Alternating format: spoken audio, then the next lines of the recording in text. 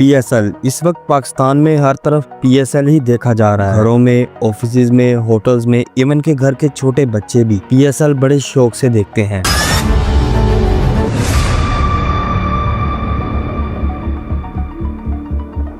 Pakistan super league एक कदम और आगे बढ़ गई है। PSL के मैचेस देखते हुए अक्सर आपके जहन में भी ये सवाल तो जरूर आया होगा कि आखिर इन मैचेस से फ्रेंचाइजीज के ओनर्स को क्या फायदा होता है, आखिर क्यों ये फ्रेंचाइजीज इतना पैसा लगाकर इतने महंगे प्लेयर्स को खरीदते हैं। क्योंकि इस बार यानी PSL 2025 में एक सिंगल प्लाटिनियम प्लेयर की कीमत 40 मिलियन पाकिस्तानी रुपीज है और हर टीम में तकरीबन 3 प्लाटिनियम प्लेयर मौजूद होते हैं। इसके अलावा वो बाकी प्लेयर्स को भी करोड़ों रुपए देते हैं। और हैरानी की बात तो ये है कि PSL की विनिंग प्राइस सिर्फ $5 लाख है। तो सवाल यहाँ पर ये आता है कि इतने महंगे प्लेयर खरीदने के बाद ये फ्रेंचाइजीज आखिर अर्निंग कैसे करती हैं और इससे PCB यानी पाकिस्तान क्रिकेट बोर्ड कितना रेवेन्यू जनरेट करता है। तो चलें PSL के बिजनेस मॉडल को पूरी तरह समझते हैं। PSL की शुरुआत 2013 में पाकिस्तान क्रिकेट बोर्ड के चेयरमैन ज़का अशरफ के एरा में की गई, लेकिन स्टार्टिंग में कुछ थ्रेट्स और दूसरे मसाइल की वजह से ये आइडिया 3 साल तक डिले होता रहा। खैर फेब 2016 को PSL की ऑफिशियली अनाउंसमेंट सामने आई। इसके पहले 3 सीजन दुबई में खेले गए और इसकी ओपनिंग UAE के स्पोर्ट्स मिनिस्टर ने की थी। इसे दुबई में इसलिए स्टार्ट किया गया था क्योंकि इस वक्त दूसरी कंट्रीज की टीमें पाकिस्तान में खेलने के लिए नहीं आती थी। और चौथे सीजन में ये अनाउंसमेंट की गई कि PSL के तमाम मैचेस अब पाकिस्तान में खेले जाएंगे। ये था PSL का छोटा सा इंट्रोडक्शन। अब चलते हैं वीडियो के मेन टॉपिक की तरफ। 2016 में जब PSL का ऑफिशियली आगाज किया गया था तो इसकी 5 फ्रेंचाइजीज के कमर्शियल राइट्स $93 मिलियन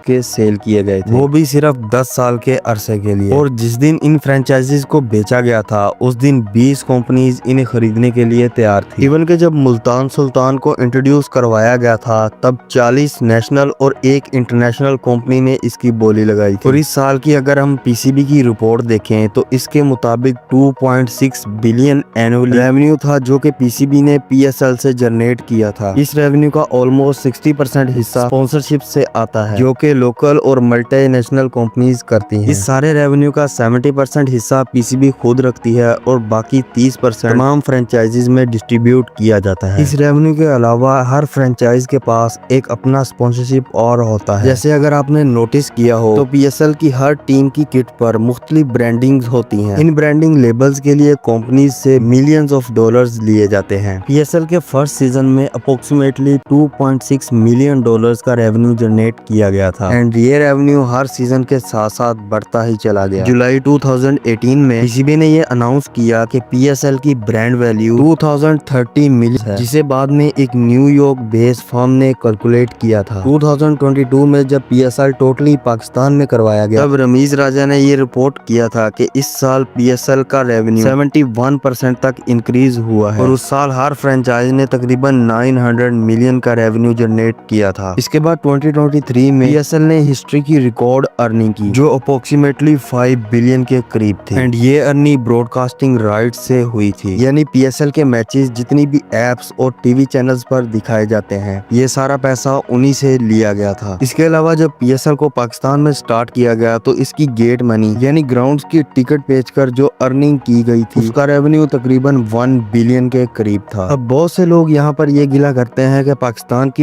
हालत तो पहले से इतनी ज्यादा खराब है और ये लोग PSL की ओपनिंग सेरेमनी में इतना ज्यादा पैसा इन्वेस्ट कर देते हैं। तो इसका सिंपल आंसर ये है कि PSL की ओपनिंग सेरेमनी से लेकर एंड तक जितना भी खर्चा आता है वो PCB खुद मैनेज करता है।